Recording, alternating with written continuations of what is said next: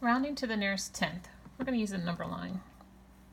Let's say we have 967 thousandths and we're rounding to the nearest tenth. We're going to use a number line. We are going to find that place value, ones, tenths, and everything to the left is going to get left, if you remember that. And we'll use that to make our first benchmark, which will be 9/10. And then because we're rounding to the nearest tenth, we're going to add a tenth. 9/10 plus 1/10 is 1, but we're going to make it look like a tenth, 1 and 0/10. And then we're going to get the halfway mark. So everything to the left gets left, and then I just add a 5 because there's 5 at the center of any 0 to 10, it's 5. 0 to 100, it's 50. 0 to 1,000, it's 500. So there's 5 in there in some form or another, so we can use that to help us make our halfway point. And then I just simply find my number. I notice that this is 0.95. Here's 0.96. We're somewhere over here, which means 967 thousandths to the nearest tenth is 1 and 0/10, or just 1. All right, let's do 1 and 45 hundredths. We're going to still use our number line. Ones, tenths, everything to the left gets left. That creates our first benchmark, and we're rounding to the nearest tenth, so I need to add a tenth. 1 and 4/10 plus 1/10 is 1 and 5/10.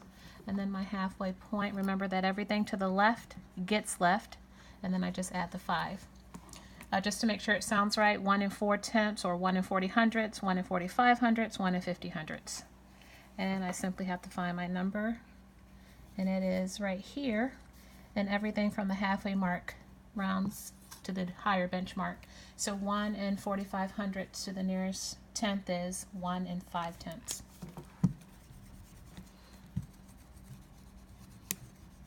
Let's try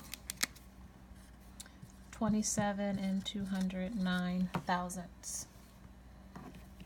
Tens, ones, tenths, everything to the left gets left. It makes our first benchmark, 27 and 2/10. And because I'm rounding to the nearest tenth, I need to add a tenth. That gives me 27 and 2/10 plus 1/10, or 27 and 3/10. Halfway, everything to the left gets left, and then I add a 5. If I were thinking money too, that's another way to think, another way to help you when you're rounding decimals. This is actually $27.20, $27.25, $27.30, just to make sure your benchmarks sound right when you're rounding. I'm going to look at this portion of my number, $27.20, which is right about here, which means 27 and 209 thousandths is closer to the benchmark 27 and 2/10. So round it to the nearest tenth. 27 and 209 thousandths is 27 and 2/10. Let's do one more. What about 1/100th? All right, we're going to grab everything to that place value and to the left to make our first benchmark, 0 and 0/10. Then I'm going to add a tenth, 0 and 1/10. Everything to the left gets left, and then there's some form of 5. So no money, 5 cents, a dime. That sounds right. And I just have to find my penny up here. This is really a penny, which is about right here, which means 1/100th to the nearest tenth is 0/10.